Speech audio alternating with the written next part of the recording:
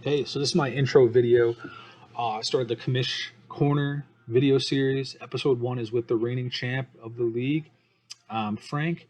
We had about a 20-minute on-camera conversation. About 15 minutes before then, it was good to catch up, but just talked, about his recent volleyball accolades, a little bit of fantasy football philosophy. Tried to shoot the shit a little bit. Yeah, I don't really know how to interview people or do this, so we're gonna work it as it goes. But hopefully, this is a good pilot project for this. So enjoy my interview at the Commish's Corner with Frank Field the fourth, the reigning champion. All right, so we are on just legally, so you know you're on camera. First edition of Commish's Corner with your reigning champ, Frank Field the fourth. So I don't know how to do this, but I know we were just talking off camera for like 15 minutes. And for those who don't know, Frank is an esteemed volleyball player. And my first question right off the bat is, what felt better, beating my brother in fantasy or beating John Hyden in an AVP event, main draw? Good question, Eddie. Man, first I just want to say thanks for having me on. First guest in the pod feels good. Just to kind of answer your question, a lot of blood, sweat, and tears went into that win over John Hyden. So that one felt good. The win over Mike was just easy, So I just kind of expected that. It was a little closer than I thought, but just going in, it was an expected win. So winning the league was like, all right, yeah, that's pretty good. It's pretty much baseline. The John Hyden win, that was unexpected. So that was a big upset. A lot of blood, sweat, tears went into that one. So it felt good. The win over Mike, like I said, it just wasn't a competition. So where were you watching for Kamara's sixth touchdown of the championship? This room right here. It wasn't even me in it, but I could tell you. I remember it like it was yesterday. I'm watching the TV and I'm watching on like YouTube, so you get like that 30-second delay, right? And I'm just feeling my pocket just vibrate like off the hook with Mikey going, "God damn it!" And there's just like text after text after text after text because six touchdowns is a lot. Because I think it was a Thursday night game. It was one of the first games of the week. So I know it was a solo game. I forget if I was thinking to myself, like, was it a Thursday or was it like one of those weird Saturday? It was Christmas. But I know it was on its own. Yeah, it was a special game. No, it was Christmas because he had Christmas cleats on. So I think it was like a Saturday game or something. I was at my in-laws' house, and like I said, I'm trying to keep it together on the couch, and my phone is just vibrating off the hook, and it's all, I open it up, the notification is just this long with all angry capital letter text all the way down. Yeah. As he's losing. But I remember it felt good, man. It felt good. Once touchdown number 4, 5, 6 goes in, you feel it's an elite feeling. You feel like you probably got it in the bag from there. Yeah. But that's tough. First season, first championship. How do you follow that up? Well, like I said, I just kind of expected to walk in here and just take it home. On draft night, when you see what's going on draft night, I just kind of knew like I got all my targets. My team was already looking good right off the bat. And actually, we kind of stunk. I think I'm kind of forgetting, but I think I had a lot of injuries, and I should probably pull my team up right now. And I think actually I was leading the league in points all year, and I was like 500 halfway through the year. Yeah. So it was kind of just a process of, like, you like your team's performing well. You just got to not rock the boat, stay steady the whole time. And that's what we did. And in the end, it just worked out. And it looks you beat John, who's a super powerhouse too. That's right. Big upset. Yeah. John was kind of the team to beat. And, that was more equivalent to the Hyden win, where it's like John's the team to beat. He was trade raping everybody in the league. Everyone's just gifting him all these great players. And I actually got, after I beat John, I got like 4 texts like, "Dude, thank you for taking him out. I'm glad to see that guy out of there." Is that true? Because I actually got texts that were like, "I'm so happy that John's not going to win." I did. People I didn't know in this league were like, "Nice job. Way to take him out." Everybody hates. Sorry, John. Yeah, everybody. Love you, but... Well, at least you know him, so it's not like it's totally unheard of. Yeah. So what? So volleyball, right? I know it's going to be disjointed because I don't interview people. So I don't know how to going pretty well so far. I think. How to like preface it. Segue. I was thinking, and it's tough because like I said, we were talking for 15 minutes off camera, so let's put it together. But how do you? Everything slows down, right? Eventually, you play volleyball in high school. At some point, you reach the next level where it slows down and it's not as hard. You get in college, it slows down again, it's not as hard. when did you start getting to John Hyden level? When did that jump take place? Because I know you got skills. I'm not even like I know you're good, and I know you're like very, very, very good for here, like for New England, and like at the top of New England, and that's impressive on its own. But making a main draw and actually beating somebody with multiple titles is a whole different. Yeah. I mean, did you guys play good? Did you play like shit? I think, was it like different, like I think I found out that I was John Hyden level midway through that game, because it's like you never play a guy like that. We came in, we just qualifying was honestly like we were already working on house morale at that point. So we were already fired up. Yeah. We kind of went into that game like, let's just have some fun. Let's see if we can compete. Yeah. But at some point it turns to like, wait a second, like we're better than them. Yeah. Right. Or does it ever cross your mind? Like, wait a second, we're not only are we not getting blown up. I mean, we were everything was going our way. So I mean that made it a little easier. But I was trying not to think about it like that in the moment. It's just like, I got to win the next point. I mean, you can't. It's John Hyden. You can't ever be like, take a second on this guy. That's my only goal was like, man, come on. I was trying not to piss him off. So that was my biggest goal. Because if he got pissed off, he probably would have just destroyed us. Yeah. That was basically it. It was just win the next point. And then after that, we won the first set. I was like, oh shit, like we can do this. And we kind of beat him pretty well in the second set. So my dog's going off. Yeah, dude, that's what happened. Did he talk to you after the match, or did you talk to him? Nah, he wasn't. Or was he just very furious? Yeah. Yeah, he was not happy. But I went up to him afterwards, and that was one of the guys who I modeled a lot of my side out game off of him. So I just went up and told like dude, it was really cool to play you. You were one of my inspirations. So like kind of like give him the respect that he deserves, and that was my. When you're still siding out at a high level at like 50 years old, you're doing something pretty good. He's unbelievable. So actually, it's kind of a funny story. Did I tell you the story about what happened? No. So we came out and we jumped on him pretty early. We were up like 5-2 or 6-3. So we were up on him early, serving his partner. And Hyden calls an injury timeout. And he's like rubbing his calf. And he'd had calf issues coming into it. So he was like rubbing his calf. And he took the whole 5 minutes. So he had a sleeve on this last tournament too. Yep. Is that the same? All right. So we're like, all right, we got to serve Hyden. He's hurting right now, right? Even though we were scoring points on his partner. So we serve Hyden and it's just side out. Who is he playing with? Side out. Guy, Billy Kalinsky, another like super quality draw guy. Yeah. So we serve Hyden and just side out nonstop. And we're like, like, did he just Jedi mind trick us? Like, what just happened? Like, what? And then it was actually my partner who caught onto it. And I was like, nah, man, we got to keep serving him. He's like, nah, dude, he's fine. We got to serve his partner again. Yeah. Like, all right, whatever you say. And so we serve his partner, and next ball we just get a point right away. And I was like, oh, all right. Yeah. There it is. Who'd you play next? Then we played the young kids, Evan Corey, Logan Weber. If you know them. I don't. Are they out of the qualifier? Yeah, they're really good. They're really good. But they're not like main draw. No, they are now. Auto entries? Yeah, they got an auto bid to Manhattan, and I think they went pretty far in that. They got like a 9th or a 7th. I've never heard of that. Yeah, they're young. Before. They're young. They beat Piotr and Rafu, if you know those. Yeah. They beat them in an AVP next gold. I think they beat Troy Field and Eric Baranek in that same tournament. But good. They beat us pretty good. It was like we got to 16 both times, and they're just better than us. And then we played And then we played Mark Burek. Then we played Mark Burek in the round after that, and then that was like 22-24 and 19-21. So they were close games, but they were just a little better. I got you. Well, did you win prize money? Yeah, big money, dude. I don't even want to say it on air because it said big money. Oh, you can blank it out after. Was it actually? No. What was it? 500? I don't want to say it. I'll text it to you in the group. Come on, man. What? Nobody. All right. I just got it off camera. I'm gonna leave it now that I've seen the number. I'm gonna leave it off camera too. Yeah. That's funny. There's not much money in it, but it is what it is. Hey man, you got fantasy football questions for me? We're just gonna talk about. No, I want to talk about stuff I'm interested in. I'm not interested in your fantasy football skills. I mean, I'm good at that. Champ. I'm not good at volleyball anymore. I want to, something that excites me. You were the guy that taught me how to win back in the day, so I should be interviewing you on this. I'm good, thank you.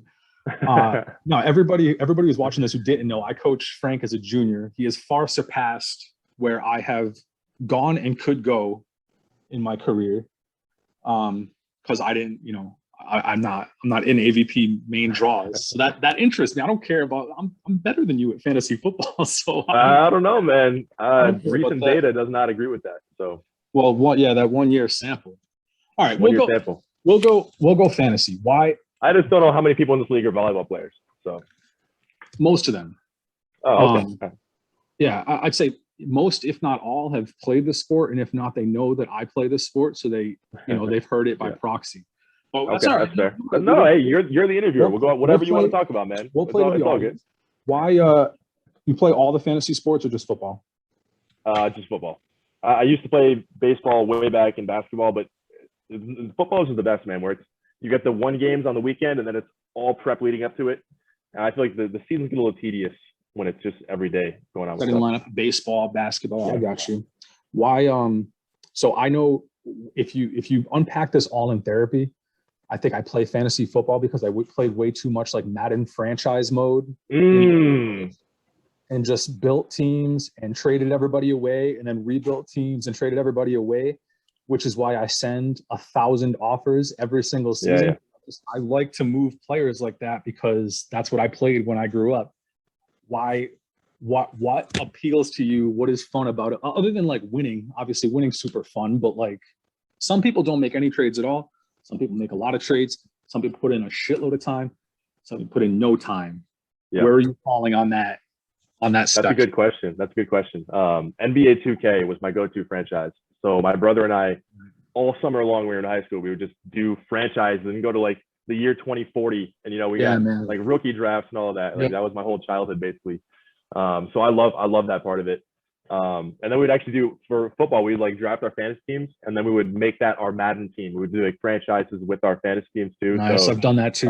Yeah, man, that was classic. But the part about fantasy I like most would be like the valuation of players. Like it can just fluctuate so much on a weekly basis. Yeah, man. I love that where it's like, I don't know, player values go. It's like stocks. Yeah, try and buy low on guys who you think are going to explode, or if you. I can't give any great example right now, but I know sometimes I'm like watching Red Zone or whatever, and this dude is either you see a receiver make 3 or 4 catches that are called back by penalty, or you see the replay and they're running wide open and not getting the stats to support it. Or have a touchdown called back that would make them, go from whatever they're out of the top 20 to inside the top 20. And there's not a big separation. Trying to identify those guys and buy them before they blow up. And on the flip side, you see somebody on your team catch a 2-yard ball and take it 98 yards. And it's like, oh my God, this dude had 100 yards. Get him out. It's like, well, not really. You should have had 1 catch for 3 yards if whoever they're playing, the Jets, could tackle or something like that. Yeah, I think my best example was, I think it was 2 years ago, last year or 2 years ago, it was Devin Singletary. And I was all in, like I was looking at the second half of your schedule and I'm like, oh man, this guy's going to blow up. Like, and he ended up being terrible. But I traded, like I overpaid just to get him. Just I was so in on doing that. And that actually example where it didn't work out, but that's where I love that part of the game, Yeah. And there's always this balance. And we were, full disclosure, we were negotiating trades the other night for pre-draft. Yeah. Well, and I don't know if this will air pre-draft or post-draft, but we were just talking about there's always this balance, right? You're on the clock and you see this guy who you had no interest in taking it all, but he's fallen way too far.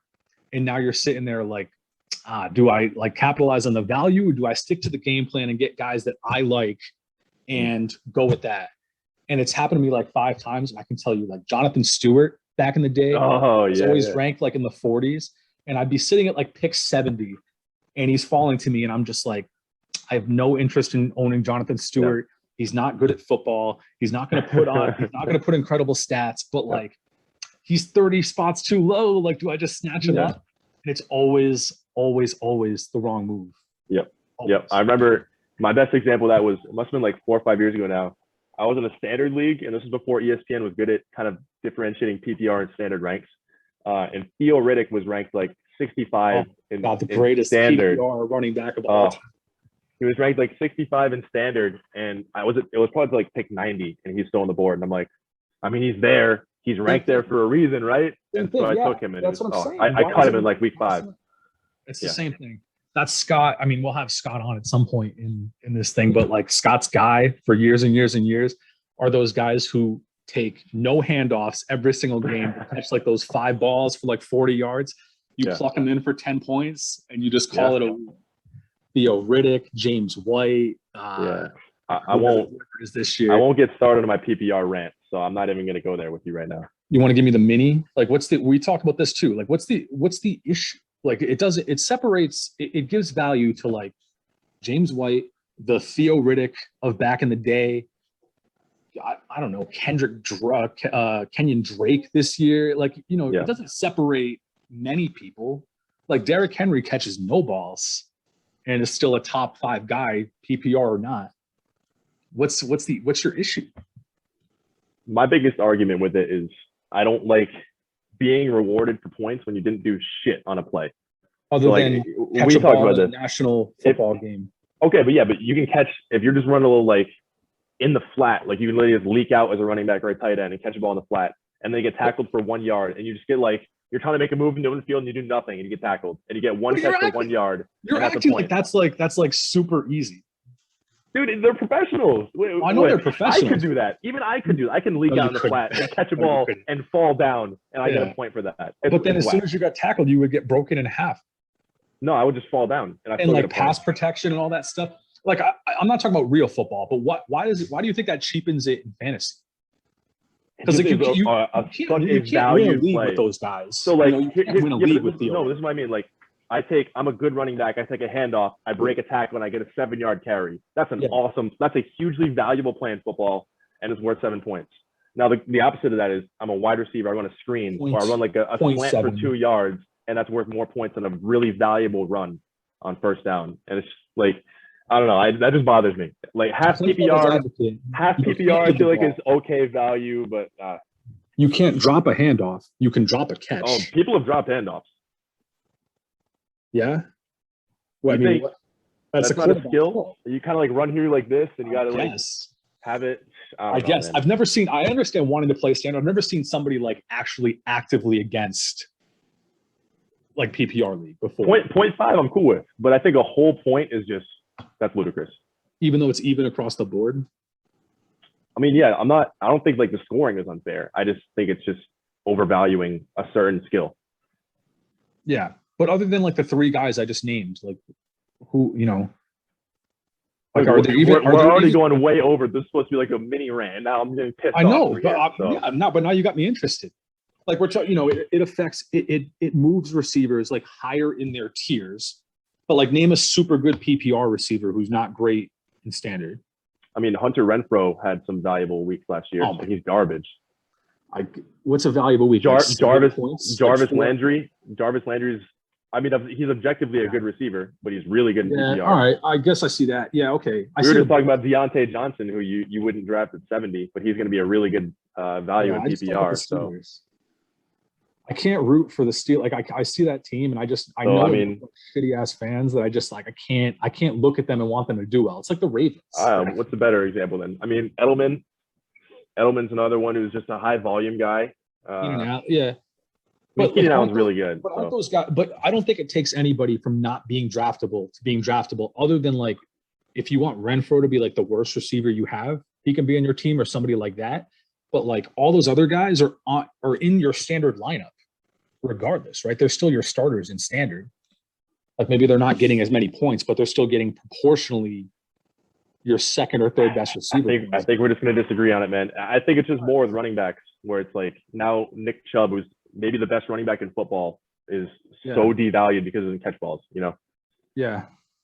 I guess just the way I look at it. I guess I see it in that regard. It doesn't like it makes Nick Chubb not a top 5 guy. I don't know. Derrick Henry's maybe the best running back in football too, but he's barely a top 5 pick. Also the best running back in fantasy too. He was number 2, I think. But you know how much he had to rush for like 1,500 yards and get 20 touchdowns or whatever just to be that. Whereas Kamara, that's what makes him good in fantasy too, is that he scores a bunch of touchdowns. Kamara didn't even rush for 1,000 yards. He was number 1 running back in fantasy because he caught 90 balls. All right, I guess I can see that point. All right, last one. Same with Eckler. And anyway, I'm done ranting.